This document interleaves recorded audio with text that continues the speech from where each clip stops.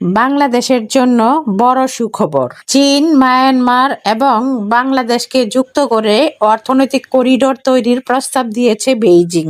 আর এই প্রকল্প বাস্তবায়িত হলে বাংলাদেশের বাণিজ্য ও যোগাযোগ ব্যবস্থায় আসতে পারে বড় পরিবর্তন। যে পণ্য চীন থেকে বাংলাদেশে আসতে প্রায় 15 দিন সময় লাগত, অর্থনৈতিক এই করিডোর বাস্তবায়িত হলে সেই সময় কমে প্রায় 24 ঘন্টায় নেমে আসতে পারে।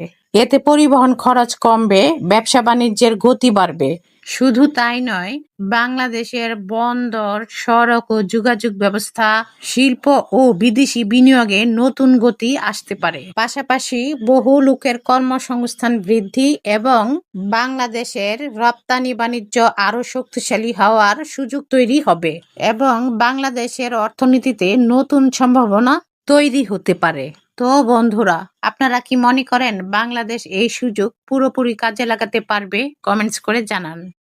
বাংলাদেশের জন্য বড় সুখবর। চীন, মায়ানমার এবং বাংলাদেশকে যুক্ত করে অর্থনৈতিক করিডোর তৈরির প্রস্তাব দিয়েছে বেইজিং।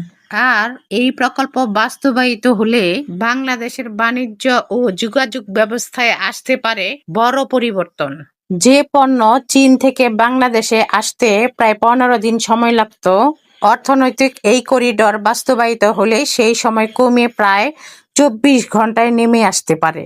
এতে পরিবহন খরচ কমবে, ব্যবসা বাণিজ্যের গতি বাড়বে। শুধু তাই নয়, বাংলাদেশের বন্দর, সড়ক ও যোগাযোগ ব্যবস্থা, শিল্প ও বিদেশি বিনিয়োগে নতুন গতি আসতে পারে। পাশাপাশি বহু লোকের কর্মসংস্থান বৃদ্ধি এবং বাংলাদেশের রপ্তানি বাণিজ্য আরো শক্তিশালী হওয়ার সুযোগ তৈরি হবে এবং বাংলাদেশের অর্থনীতিতে নতুন সম্ভাবনা তৈরি হতে পারে। তো বন্ধুরা, আপনারা কি মনে করেন বাংলাদেশ এই সুযোগ পুরোপুরি কাজে লাগাতে পারবে? কমেন্টস করে জানান।